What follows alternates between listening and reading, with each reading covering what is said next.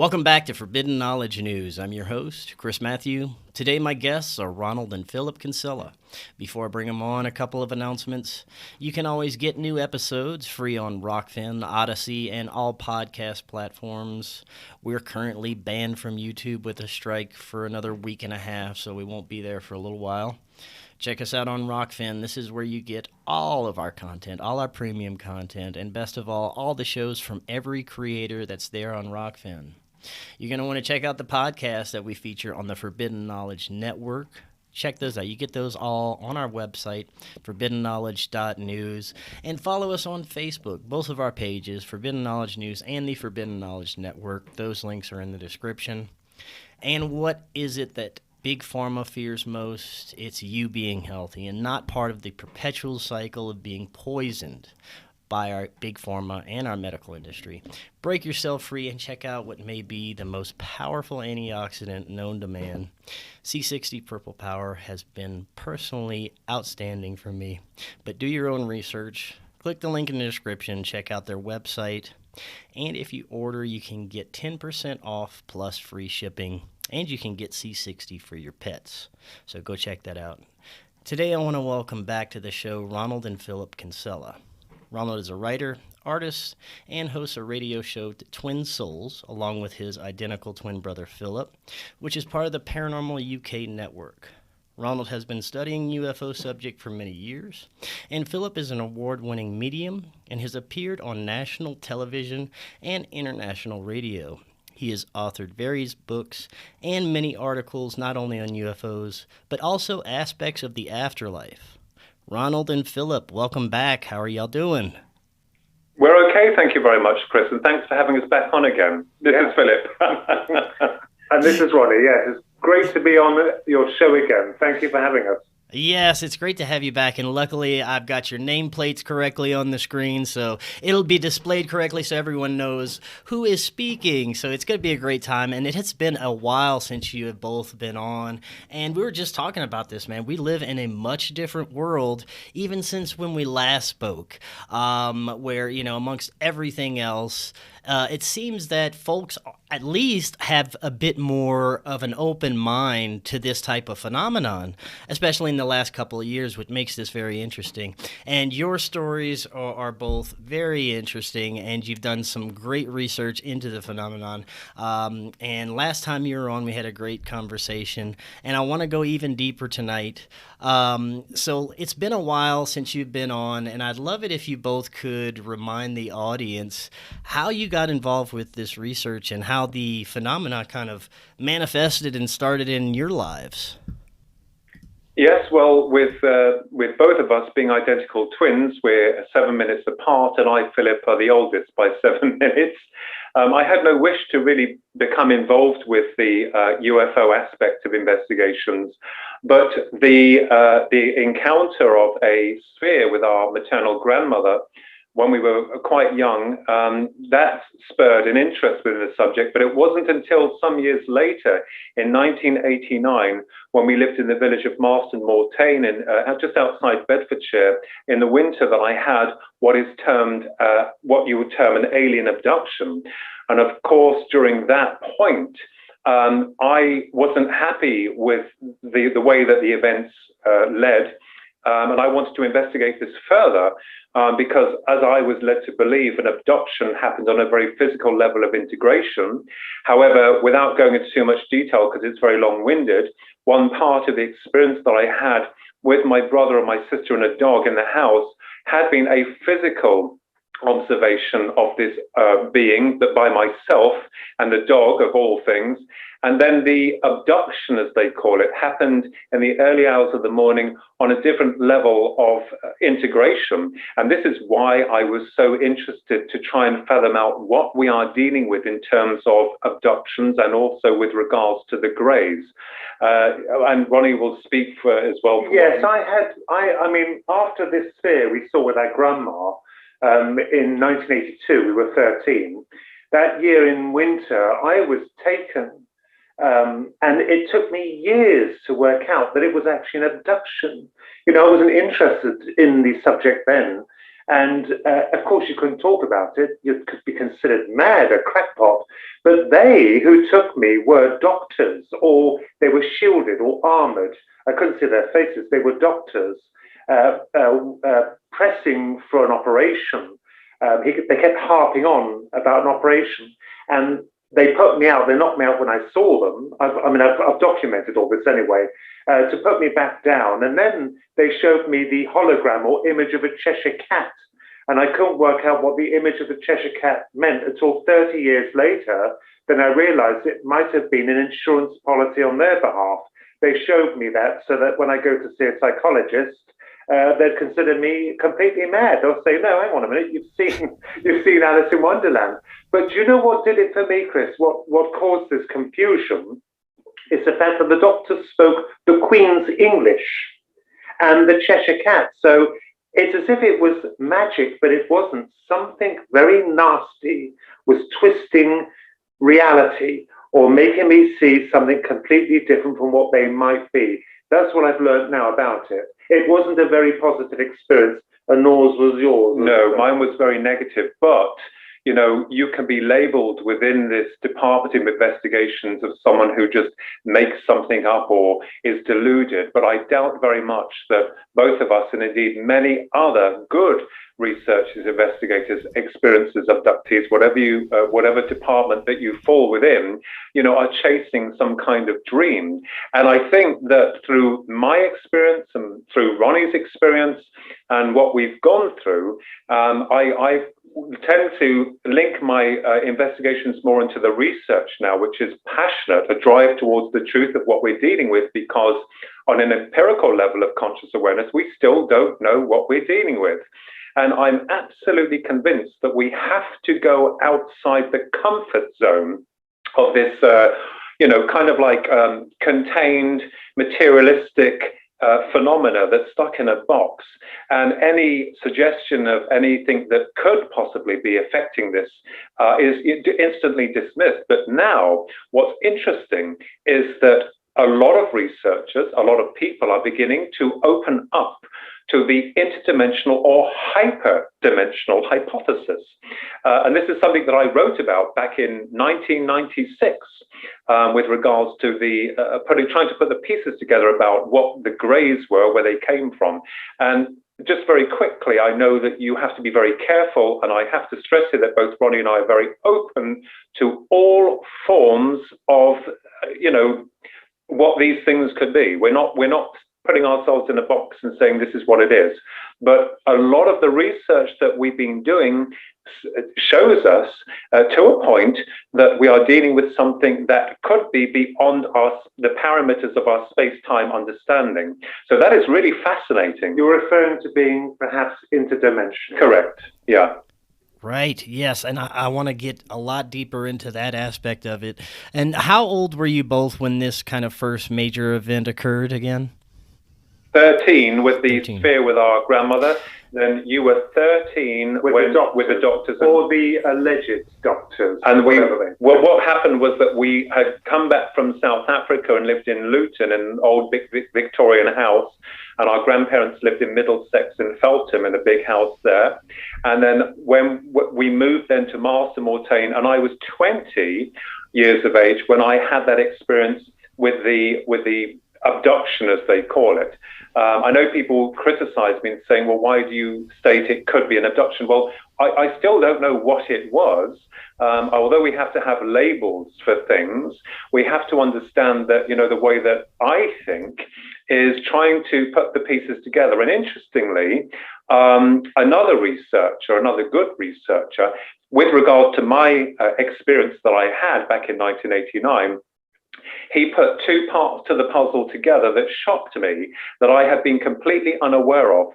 And this tells us that this phenomena may be very old, that the intelligences behind it are very old, but they seem to interact on a personal level of psychic integration.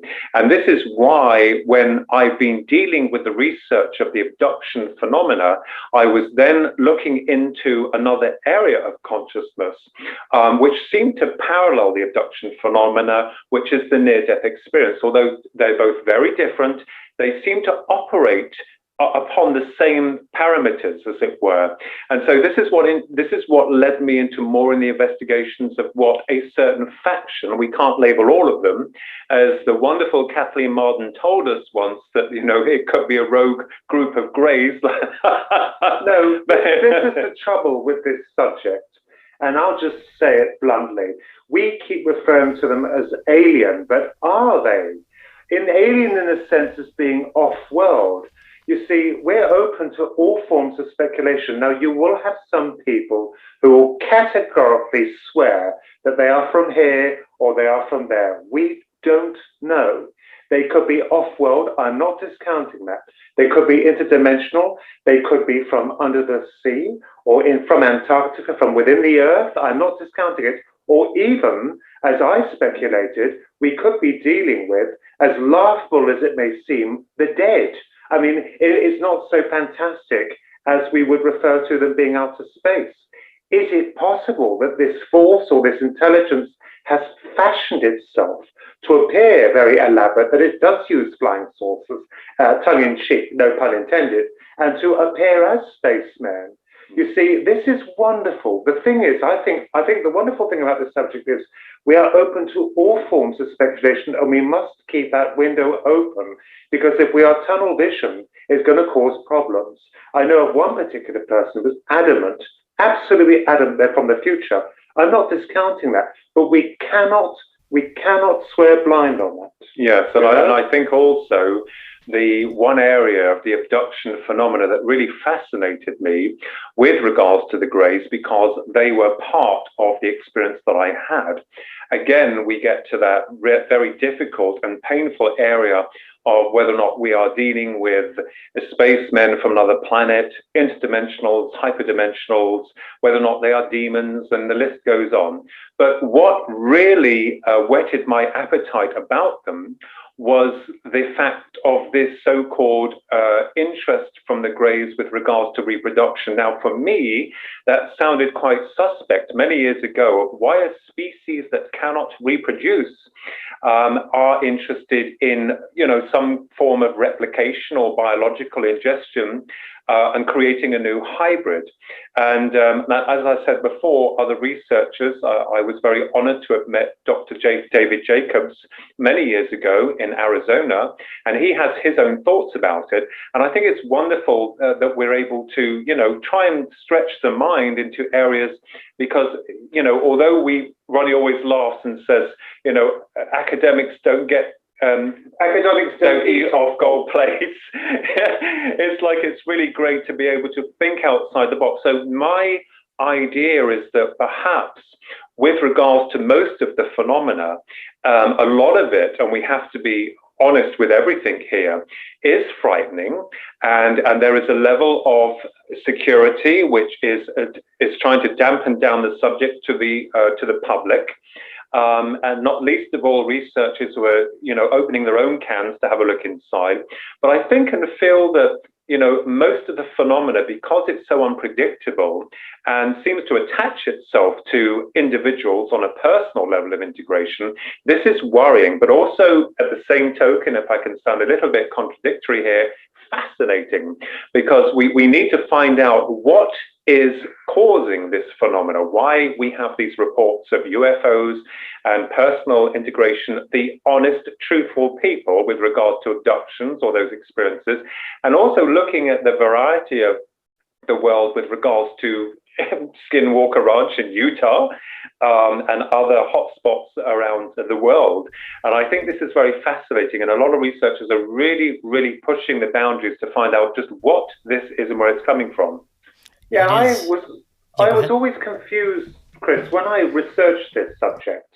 I was thrown by this concern then in the 50s and 60s of atomic warfare. You know, these Nordics come down and they're expressing their concern of us using these devastating weapons. But it didn't add up really because, they did absolutely nothing. I got slapped on the hand for actually suggesting that they have done nothing to nullify any of the nuclear silos across the world, which they can do. If they're so concerned they can knock them out, we build more, they knock them out again, they've won. We don't understand, we're scratching our heads, but they've won. They haven't. And also, why would they go to people with non-governmental influence? It didn't make any sense. So is this a deception? And also on top of that, they seem to change faces, don't they? We have the Nordics, and now we have the Greys. Before that, there were probably goblins or different types of creatures, a multitude of elaborate expressions. But I'm not saying there's nothing wrong with that. I'm not saying it didn't happen. What I'm saying is are they the real McCoy? Are we dealing with something that can change faces as swiftly as it can change ships? Or, to put it in another phrase, whatever is in vogue. I mean, when Steven Spielberg brought out Close Encounters of the Third Kind, let's be honest, the Greys became popular. Is something using that to infiltrate us with that kind of guise or that fancy? It's only speculation.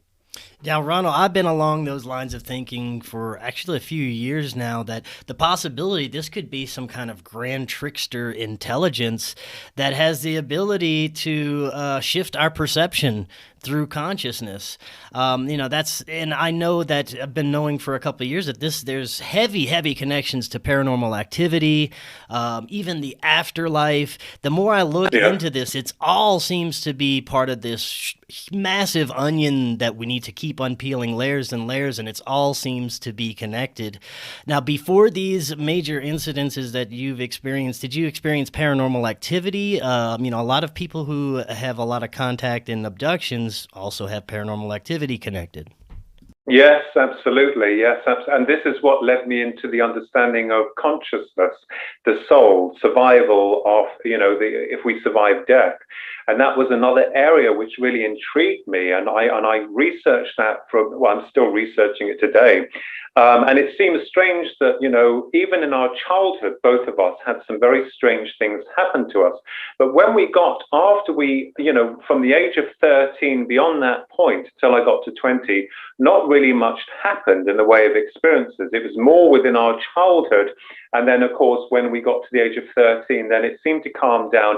And then when I got to 20, the phenomena has apparently, although I may be eating my words here, the last visual and recorded sighting that we had of 3 massive UFOs, this has been documented on the 9th of April 2016 at 11:15 p.m. at night here. That was the last time. We've seen no more. Nothing. And also, one of the main interesting areas is that when we reach a certain age, are we no longer any use to them? Well, we have to take that into the fray. But our argument is, people, they have this wonderment about seeing UFOs and then filming them. But what we found is that unfortunately, within the UFO field of investigations, when you have sightings, it's not so fantastic anymore. And I go back to what you said when you said there's more of an open-mindedness or awareness with this.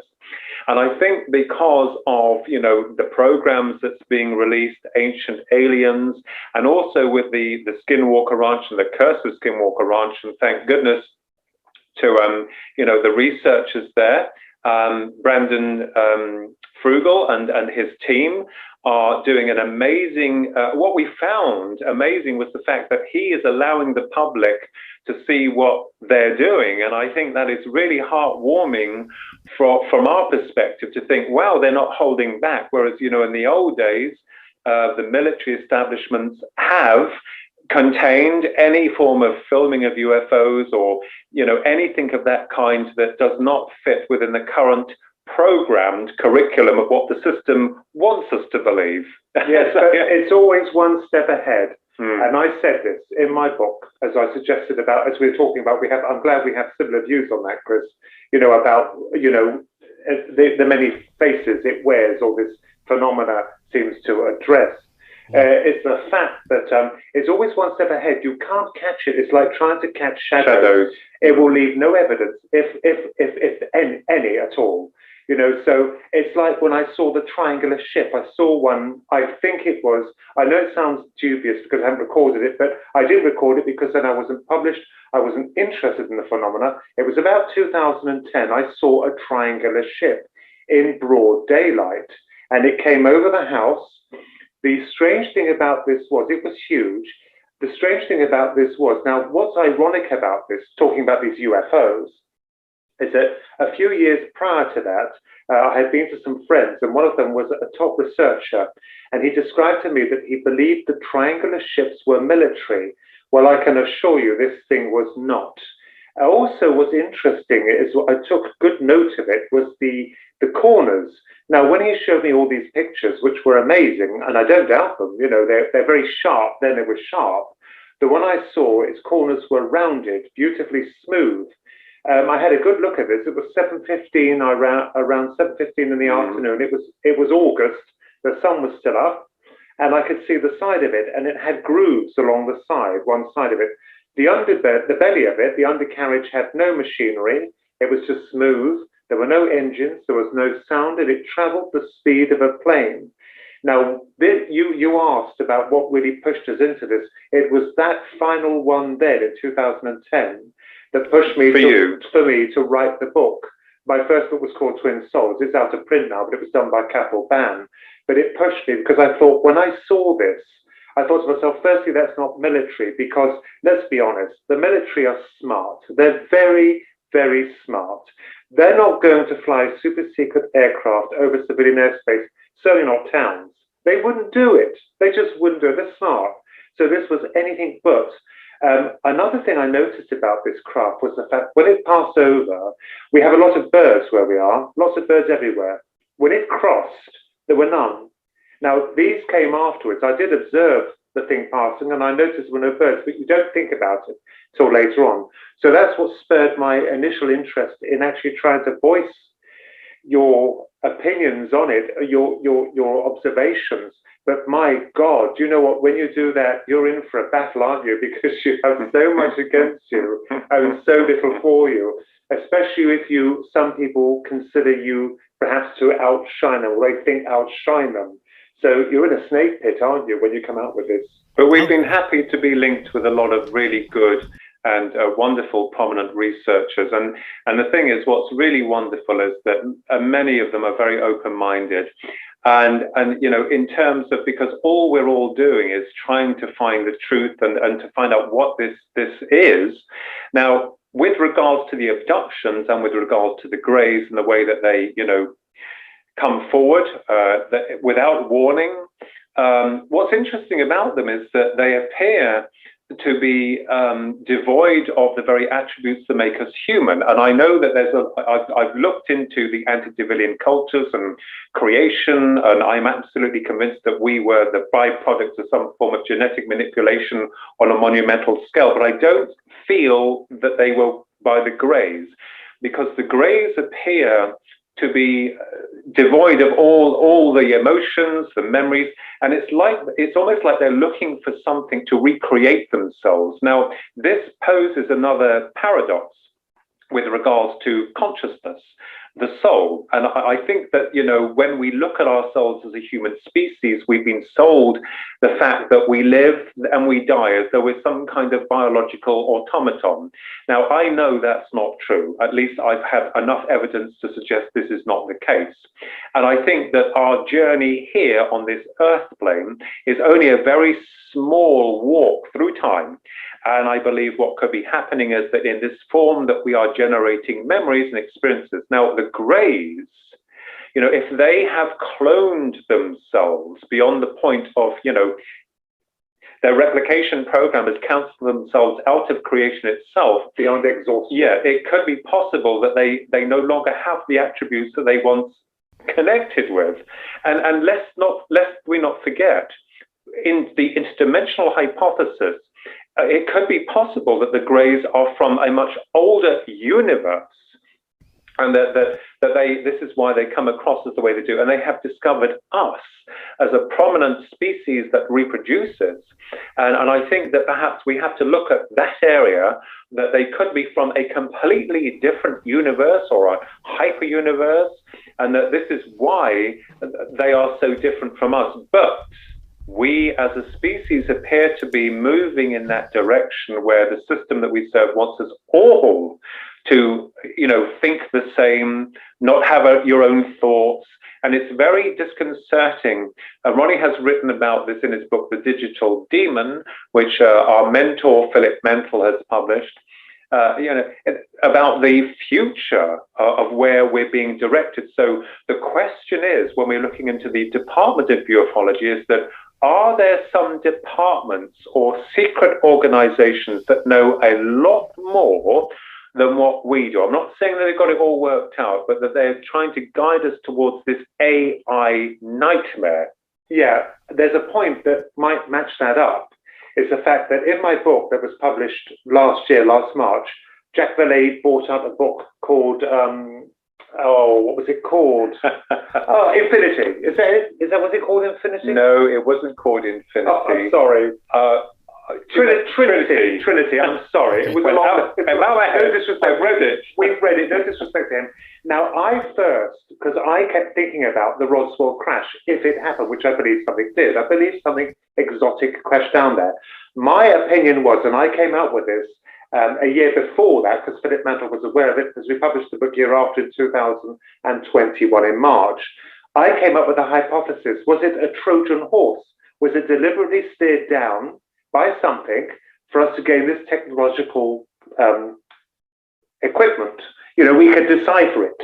And if so, that would tally with what you're saying, because if we're moving down the cybernetic era, when they discover and understand this technology, that we will become like them, perhaps prisoners, or they want us to be prisoners in a cybernetic age. If that is the case, it's only hypothetical. If that is the case, then they're very patient and also ancient. What would they want us for, though? This is the big question. Why are they here? If it's what they are, if they are the Greys, if they are an actual physical species. And where are the aliens? Where are they? Take away all the fake, most of the fake footage. I can't say that all of it is, but the Nordics and all these others, where are they? And I think that the reason why I've focused my attention upon the Greys, as it were, is because they offer us kind of like more clues with regards to their possible apparent jealous. So this is why I fueled my investigations into that area, as well as the UFO phenomena, or UAP phenomena. The acronym's changed now, but it's fascinating, isn't it? It definitely is. And I want to break down your thoughts and insights into what the Greys are in a second here. But first, I want to go back to the military aspect, and I want to get your thoughts on how much do you think that our military is actually been involved. There's some researchers that believe we're highly involved. We have a secret space program that, we possibly working with alien species. There's other researchers that believe there's no possible way our military knows what the hell is going on, and they're just as terrified of it. I don't know. What do you guys think? How involved is our military? How much do you think they really know about this phenomenon? I put myself, Ronnie here, I personally think they're a little bit wiser to it. But as for some kind of space force, no. It's only I'm not knocking anyone else. It's my own personal opinion. No, there's no space force. There's nothing of the kind. They are advanced. They're advancing the military, and I'm not doubting they have some incredible equipment. But no, nothing such as an alliance with the aliens or a space force. I don't believe that. I don't believe they have control over them. They have no control over these things. That's why they try and cover it. They cover radar signals. They silence people. They know there's something. They're trying to understand it. And there's an old saying, silence is golden. Yeah, although we have different opinions, me and Ronnie, we do get on very famously, but we do have different ideas.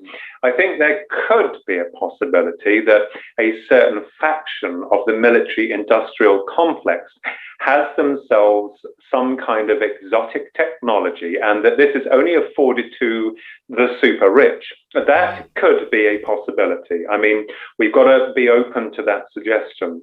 Myself, on a personal level, I believe that there may be a department, I'm absolutely convinced, within the secret military elite that have themselves this kind of technology that perhaps can morph, because we must understand that those aliens, as we call them, it's a very cliched word, that they perhaps use their mind to create matter. Now, we do it through this form. We got to think about that, because everything imagined, people think that imagination is a little box in their head that opens up now and again and imagines things. Well, the human brain is a receiver and a transmitter, and we receive information on every day, on a daily basis, within nanoseconds. And it's how we fuel that image that we imagine that we tend to create, if it's possible, on a physical level. But these beings could possibly be able to manifest, physical reality, their reality around them instantly. And as they come into our reality, that their energy seems to morph or, bring themselves into this dimension where we are. Perhaps it could be possible by using materials here to, bring themselves into shape and form. But going back to that question, yes, I believe that there is a faction that knows not everything, and that's probably why they've been spying on researchers to see what they know or what they've picked up about this thing, and they probably then take that information for themselves. So I think it's like chasing shadows. Who are we to trust? Are we to trust our own military? Not all of them, because the military, God love them, are wonderful people, and you can't knock them. But I'm talking about the secret military elite. Do we trust them? Do we trust the aliens? Let's face it and be honest. And we have, we're black and white with anything. Our species is not a trusting species, and so at that end, who is fooling who and who is chasing who? But I love the fact that researchers are moving themselves together. They're uniting their efforts, and they're trying to bring all this information to the table. And this is what brings me back to the military or governmental aspect of this. Nigel Ross, a good friend of mine, who created NUFORCE, the National UFO Reporting Service, he tried very hard to access, files from the public, to bring them in so that they're not going to be secreted. So I wrote to Parliament, which is in effect like the Senate in America. And we're of the understanding that the Parliament is supposed to be there for the people. At least that's what we're led to believe. However, I wrote to a prominent figure who had been involved with another very famous UFO case, asking her whether or not we could meet with a group of us and lay everything on the table and set up a department within government where we could, bash ideas around to bring everything to the table. And do you know what was surprising? All I got back was silence. Yeah, this is the point. This is the point I will make. The point I'll make. I don't blame them. People can give you flack for saying this. I don't blame the military for covering up. If that Roswell ship crashed in 1947, where it did, and it was exotic hardware, you can't blame the military for covering it up. How can you blame them? Because if they're open to it, the whole world will want a peace.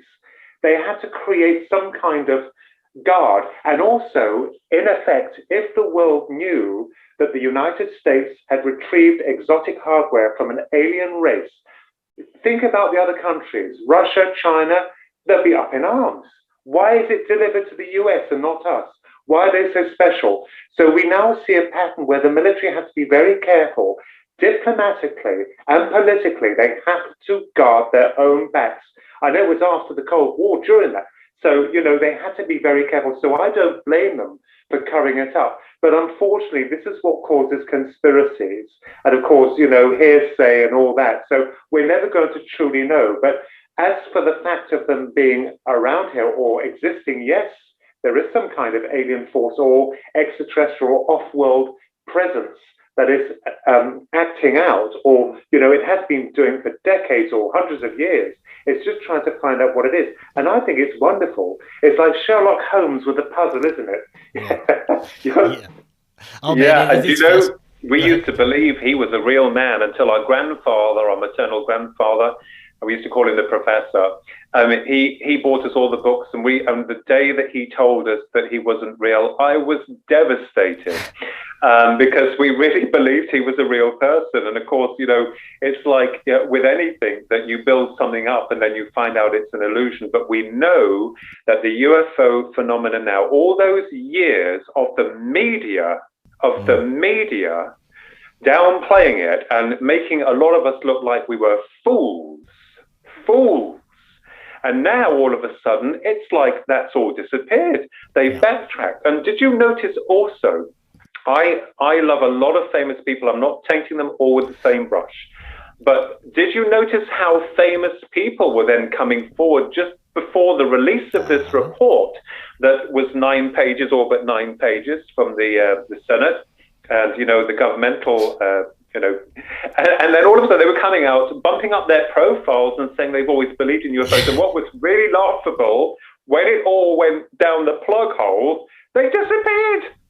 It's like, what does that tell you? I mean, at the end of the day, the true people are like you and many other people that we know that are the true researchers that are trying to dig and dig and dig, and, are not, so that's the way I see it. And it's humorous. You've got to be humored by it because it made me laugh. Oh, it is. It's very funny what they're doing, too. I mean, they'll throw it out there in the media and the news, oh, UFOs exist, and then they'll reel it back. But it could be the Russians. It could be swamp gas. They keep throwing it out there and reeling it back. I don't know if it's some kind of strategy for some kind of slow leak disclosure or what, but it's definitely interesting to see what's happening now. But we got to talk about the Greys because this is really fascinating to me. There's an aspect of the Greys where some of them seem to be more android or robotic. A lot of reports of the smaller Greys seeming to have no, human traits or emotion. And then there's reports of maybe medium to smaller Greys that have emotional traits and maybe look or appear more humanoid. What are your experiences with these Greys? What type of Greys have you been dealing with?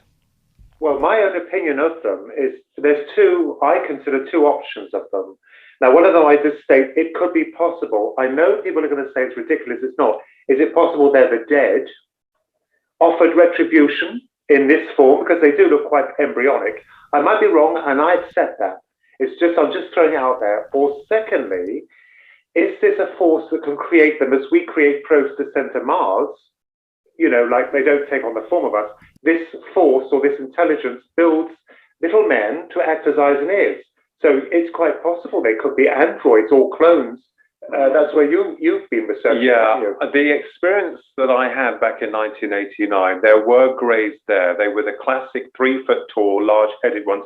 But the one that I saw, well, there was 3 of them actually, but 2 when I was being departed or shoved off, whatever it was I was in. They call it a UFO, but it was creamy colored. Now, the suggestion that these beings are robotic, I do not dispute that fact, but the only problem I have with that is these Greys, although there's different factions of them, are interested in human reproduction. Now, why would a biological mechanism, almost like a robot with some kind of physiology that's almost linking on a biological level, at least that's what I think, is there any way that they can attain a soul?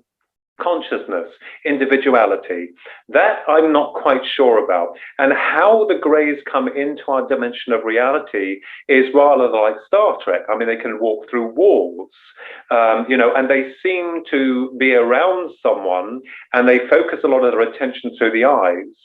So, and this is how they control their subject. Now, unless they've got some form of advanced machinery, I don't know. We just don't know. I think we're dealing with something that is far more disturbing and not quite mechanical in nature. If they are clones, it could be possible that when they had cloned themselves, this draws into the equation of the soul consciousness that we understand, or I do, that when we die, like the signals to a mobile phone network system, once the physical hardware is finished with, the signal will return to source or perhaps find another conduit to connect with, complete with memories. So if the Greys are interested in a process of reproduction, it tells me that these beings, or a faction of them, if I may, because we have to be very careful, have infiltrated this dimension of reality and bringing the real essence of the individual, the abductee, into their space, their time, their dimension of reality. Remember, if you go to a near-death experience, when the person is dying and then reports the light in the tunnel and meeting their loved ones, communication is done via telepathy. The world that they're in is more real than the world they left behind. And when they return to the body, if the body is diseased, in a lot of cases, the biological form regenerates, cures itself from the illness on their return. Now, with an abduction, the person, and this could also account for the sense of timelessness, where the registry of the memories cannot be instantly accessed, because the real part of the consciousness of that individual has been taken out of space-time entirely. And as astronauts have also explained, that when they're in space, or things are very different for them, they change. So I think we're looking at a species or some type of being that is far more than just mechanical in nature. Yeah, I mean, they could have been cloned by a superior race and used as robots to do their bidding. Yes, there's that, but they're also interested in reproduction. Now that is worrying. This is why I'm thinking, why would a species that cannot reproduce create something that is a new genus or a new form of what they represent? And I think this might have something to do with perhaps some kind of soul integration or a spark of awareness linked into the vessel or the hub of their container of the being. We don't know. And of course, the model that I've created, I'm still working on. And one man said to me once in one lecture, he said, "We're all clones." And I said, "Yes, we are, but with a difference, because we have individuality." Yes, being twins, Philip and I, you can see we don't agree on everything, and that's good, isn't it? That is good. I mean, I don't conform to that. I've got different opinions on them, but of course we are entitled to them anyway. Of course, this is the wonderful, healthy thing about it. By putting things on the table, I think that is wonderful. Yeah. Now, I want to talk about what a lot of people kind of check out when they look at this topic, is the more kind of global nefarious aspect that could be occurring behind this phenomenon and whatever it is that's controlling it. Now, you just kind of mentioned, Ronald, your book, The Digital Demon, and how it could possibly portray what's going on and where we could be led into our future. And there's many that believe we are being definitely led in a certain direction by some unseen force, especially when you look at the world we're living in now and everything that's occurring around us, being pushed to more of a materialistic world, being, the metaverse is coming out. They want people to stay home, plug in, and just stay there, stay in this kind of system that's being created. And to me, that seems pretty nefarious. So what are your thoughts on what could be happening with our future and these entities? A Luciferian age, the mark of the beast. Right. Yeah, that's what my book does actually touch on, as well as we will call them the demons, the fallen angels, an ancient war that is reoccurring or beginning to be reinstated by the king, Lucifer. I'm actually open to that, because, this is another thing. As we're down the rabbit hole, let's go even further. I mean, they use religion as a weapon. They use aliens as a weapon. Any kind of subject that is controversial, they will use as a weapon against you. I am absolutely open to the fact that it could be possible that we are looking at the rise of Lucifer, or as we call him, Lucifer. There must be some truth to the stories. I'm sorry, there must be. There's no smoke without fire, and I've always believed it. I believe there's good and bad, but there is. And you're right, Chris, when you state, I've noticed since I was a child, before, the pre-digital to the digital, and you are seeing an alarming amount of control being instigated by the media and by the politicians. They won't admit it, but we're being steered I look upon it like sheep being herded into a pen by a sheepdog. It looks like that. It appears like that. And of course, every single time we raise protest, we are squashed. They're very clever, but I think also there is hope for us because I think they're also very weak.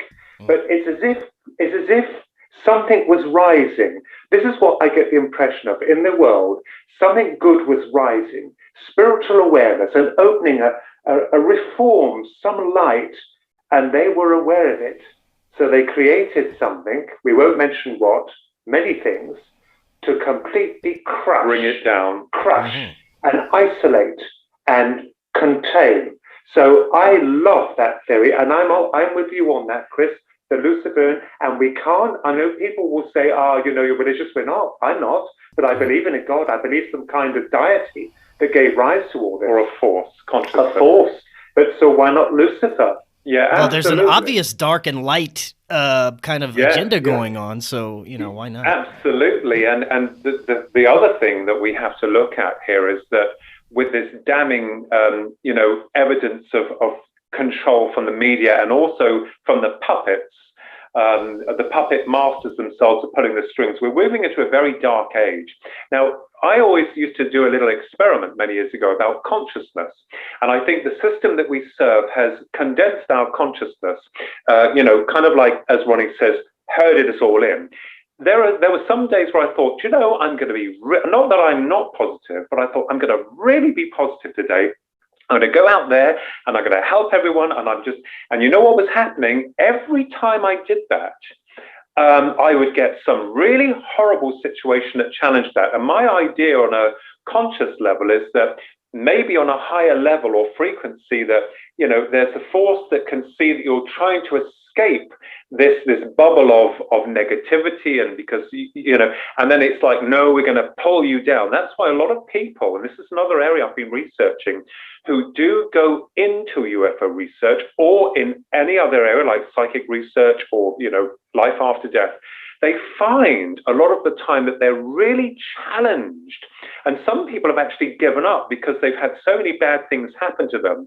And so I think there is a nefarious energy or intelligence that is aware, obviously, of every one of us because we're all connected on a simian level of consciousness, that once those droplets start to remove from the main, herd, it's like, oh, no, that's bad news. And it's possible that even knowingly or unknowingly that those individuals seem to appear different. And this is why perhaps these other dimensions of awareness are interested in them because they're not of the central hub of control. But certainly Ronnie's right, and you're right. I mean, the way we're looking at this, it's a draconian empire. They're not giving us anything, and it's everything. A lot of it, sadly, is fake, and that is the truth of the not ufology, but with the media, and look at this and look at that, and dumbing us down. But I think a lot of people are now waking up, and I tell all of them, wake up if you want to. Look at things your way and not the way that you're being programmed. I've always said, you're talking about that. I've noticed that as well. It's the mirror effect. I call it the mirror, Chris. A mirror. You're going to be happy. It's going to make you miserable. Yeah. You're going to be miserable. It's going to make you happy. It's weird, isn't it? I've done that as well. Find balance. I thought I'm going to be very positive today, and bang, bang, bang. I always said it's like one of those cartoons where you see the little girl skipping happily along very merrily, and she's holding a bunch of flowers and she's singing. And round the corner, there's a nasty wolf waiting, just watching. It's true, though, isn't it? It's true. In a metaphor, it's quite true, yeah. Yes, and it makes me look at the aspect that, none of it, it seems that none of our reality is truly physical. That you mentioned programming a couple of times, and I hear that more and more every day, that we're being programmed, we're part of a program. And it makes me think, what if we are some sort of, I hate the word simulated reality, but what better term to use when it comes to this, our holographic reality, something that's programmable and malleable and not really physical, because the more you look at this, the more it seems seems that our reality is very programmable and that it can be changed even by our will and consciousness. Yeah, and you've got to look at the universe, and people, they get a headache by thinking about it, but you've got to look at it. Is it expanding? And if it is, if we're contained in something, what's on the other side? Are we from the, have we been born, or is there a womb of another universe that's created this one? Are there multiple universes? Now, in terms of the way we look at that, in terms of holograms or a projection of reality, those people that cross over to the other side, I have to state here, that is another reality, and they're more than happy in a lot of cases to separate from this one. It's almost as if there's some kind of universal acceptance or understanding. Think of it like this, Chris. Our consciousness is limited in this biological form, and because if anything comes along or through the net that we're recording, we can be disabled slightly, like UFO phenomena, ghost spirits, whatever, deja vu. And I think that because we're tethered to this material existence, that's going to continue to happen. It's only when the signaling is removed or the biological form dies that the new realities begin to emerge.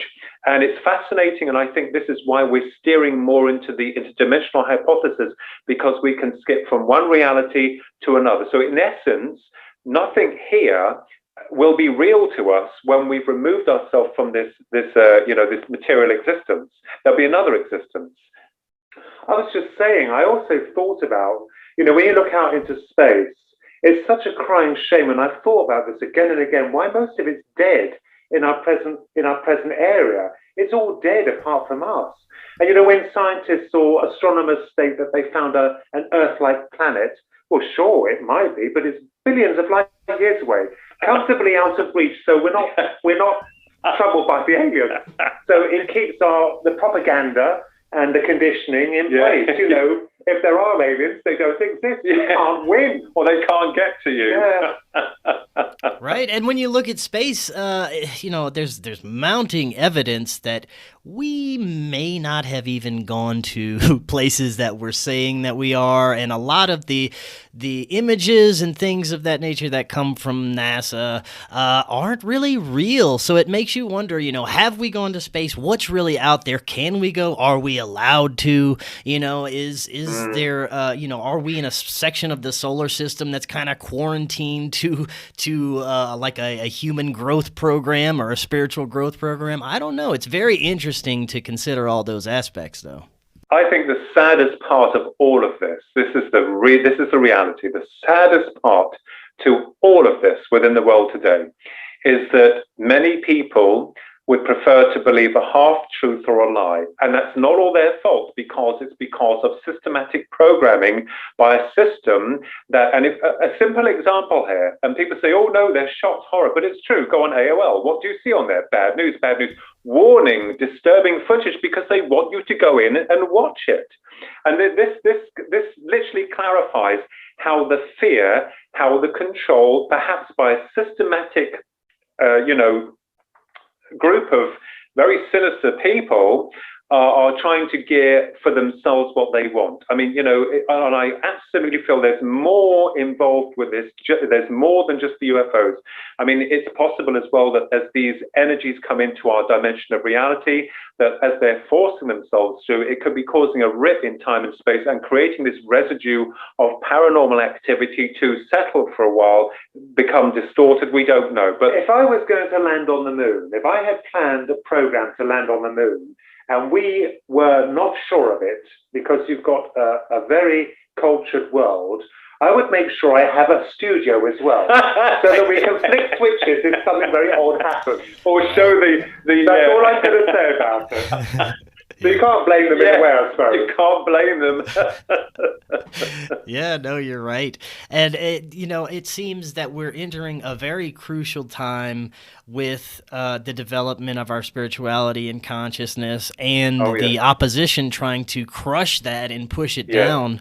But it seems that it's I don't think that they're going to be able to keep it down. There's more people breaking free or coming online every day, it seems, waking up, realizing their true potential and realizing that they're being lied to about everything.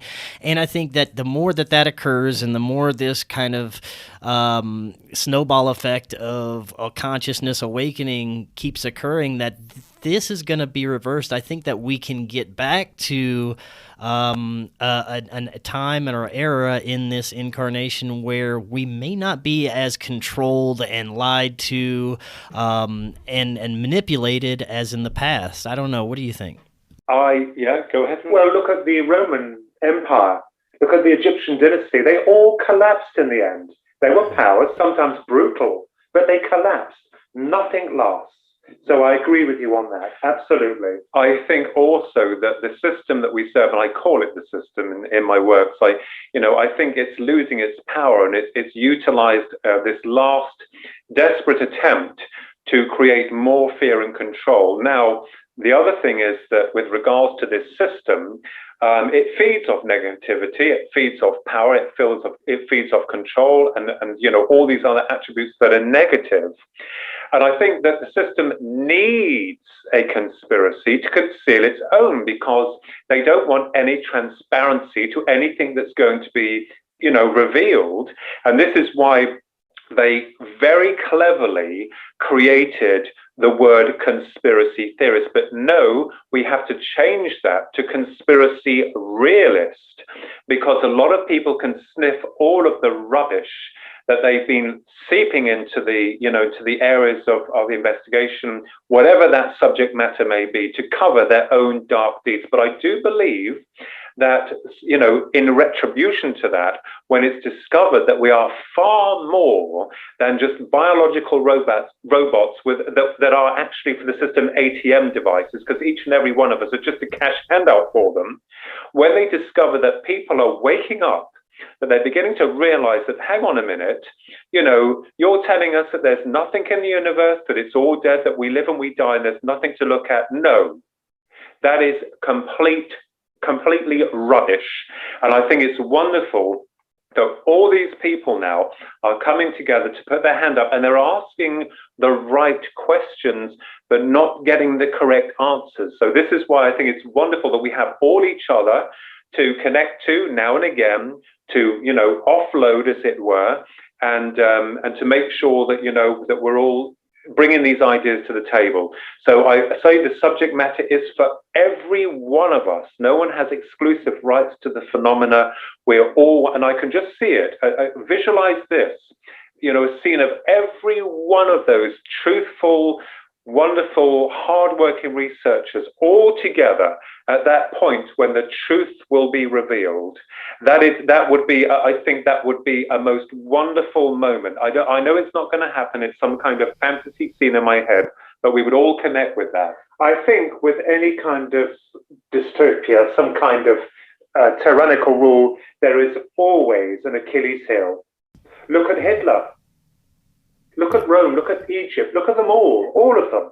They were crushed in the end, or they fell, they disappeared, and that's saying it respectfully. So control, and they were controlled. They had an emperor, they had pharaohs, they had a dictator, they were controlled, ruthless, but they all ended up as dust. Yeah. So you know what? The point being is that there's always hope, there's always an Achilles heel. However great or magnificent the enemy or the dictator or whatever the force may be, there's always a weakness. Because we all come to a physical end at some point. We all come to a physical end. And I think that, these draconians who are in charge, who are in control, must realize that they have to face, or may have to face, their actions beyond this sphere of reality. So I'm not going to get involved. I'm not judge or executioner, and I don't understand all of what goes on. But what they say, what they soweth, I shall reap. And so, but while a lot of them are here, the fat cats are here, bleeding us dry, as well as controlling us, I think that's starting to break apart now, and that people are now saying, hang on just a minute, I need to ask a question. And people are rebelling. especially in workforces, like the draconian control, even in small departments of work where they've got someone in charge and making your life hell and you're doing a job you don't want to do. People are fed up with it now. They're like, I don't want to do a dead-end job and then have a few years left, even if you do survive that, of enjoyment and then be, piled with all these bills and these increasing costs. I think it's wonderful that people are now taking charge of their lives and saying, I want to do this and I'm going to do that. So it's wonderful. Yeah, we're definitely living in interesting and fascinating times, to say the least. I want to close on this question and your perspective on hybrids and what could be occurring with people who say, they see their hybrid children, or they're having, either eggs or sperm or DNA tinkered with whenever they're, supposedly on these ships or being taken by these entities. And there's many that believe that, there are hybrids, entities among us that may be part of this malevolent program to slowly replace humans. I just want to get your thoughts on the hybrid aspect of people that have experienced this phenomenon. Okay, my own opinion is, if the Greys are workers or worker bees on behalf of a higher intelligence, I don't see any reason why not. It's quite possible they've been tampering with DNA, they would do. The problem I personally have is, if the Greys are hybridizing people or creating a new race, they wouldn't tell them. Why would they tell them? Why would they arm them with that knowledge? Would it be better to keep it secret? Yes, and my thoughts on that is that I in no way dispute that. I have no right to dispute that. It's a great possibility. But the other thing is that I agree. I think this goes far beyond what we're being told. The Greys themselves lie. They're not always honest to the people that are abducted. And there is a hybridization program. There is a process of replication going on. But my research is leading me into areas of why this is happening and why they continuously, as Ronald said earlier, they fool us. They won't give us any answers to anything. They're not going to tell us their modus operandi. That's all very secret. And I think it goes beyond our physical and material understanding. I think this goes into areas of perhaps quantum consciousness, soul survival, the area that most people don't want to look at. And this is what, I've been looking at. And I am working on some new theories as well that connects with that area. So I'm working on some new projects, new books there. I don't believe if they are hybridizing, yes, they would for experimentation. Most scientists would. If they're a new race, they would. They're curious. Of course they would. But to take over the world, no, I don't believe that at all, Chris. I don't believe that. Oh, it'd be like the invasion of the body snatchers. Perhaps it's really happening, that our groups are getting smaller and smaller. It's like that film, isn't it? The Midwich Cuckoos. Yeah. But no, I think they are. They would do. If they were doing that, yes, they would. Because they're scientists, they would experiment. If they're masters of cloning, they can do most things. But to take over the world, I don't believe that. And just very, very quickly, an interesting point there. I believe in hybridization and people, because their soul group may have come from the Pleiades or, wherever Sirius system. And that is every possibility, because we have to also encompass areas of reincarnation and not just on a human level. So this is another area that's fascinating that I've been looking into. Believe me, the Greys, if they're advanced as they are, they could find much more convenient methods of ruling the earth than just creating hybrids. Yeah. Right. Man, we're going to have to get together and do another show. You mentioned soul survival and soul transfer and consciousness transfer and things of that nature. So I want to get into your research on that. That's going to take up a whole nother show. So looking forward to getting back together with you on that one. And gentlemen, thank you so much. That was really fantastic information. Like I said, we're going to have you back on in the future. Before you head out, let everyone know if they're interested in finding your books, if there's a website, social media, all that good stuff. Where can they find you?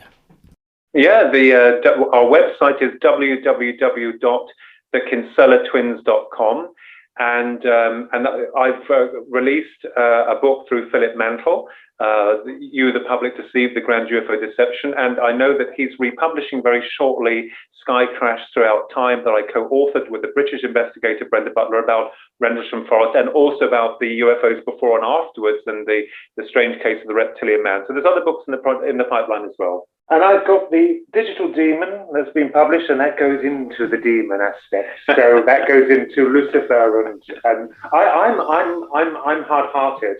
I'll go in like a bull in a china shop, you know. I don't have any. Where angels fear to tread. Angels fear to tread. But you want to have a look at it. It's also autobiographical as well, part of it. So.